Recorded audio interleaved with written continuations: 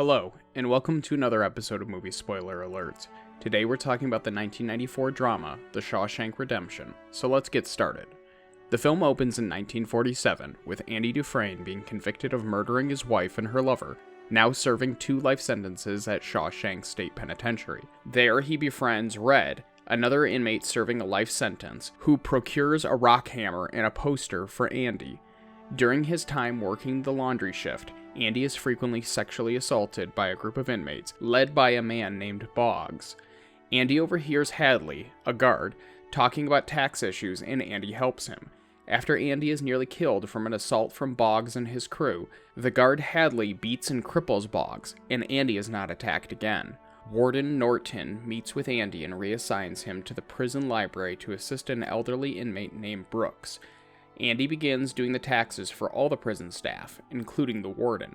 Brooks is paroled, but after serving 50 years in prisons, he can't adjust, so he hangs himself. Later, Warden Norton begins exploiting the prisoners for cheap labor, and uses Andy to launder the money. A new inmate, Tommy, comes in 1965, who Andy and Red befriend. Tommy reveals that his cellmate at another prison claimed responsibility for the murders that Andy was convicted for. Andy brings this information to Warden Norton, who does not want to help, and when Andy brings up the money laundering, Andy is put into solitary confinement. Warden Norton has the guard Hadley kill Tommy under the guise of an escape attempt. Warden Norton threatens Andy further, wanting him to continue the money laundering. Andy begins to tell his friend Red about a town in Mexico that he wants to live in, as well as a specific hayfield, saying that there is a package there for him. Red begins to worry for Andy, as he recently requested some rope.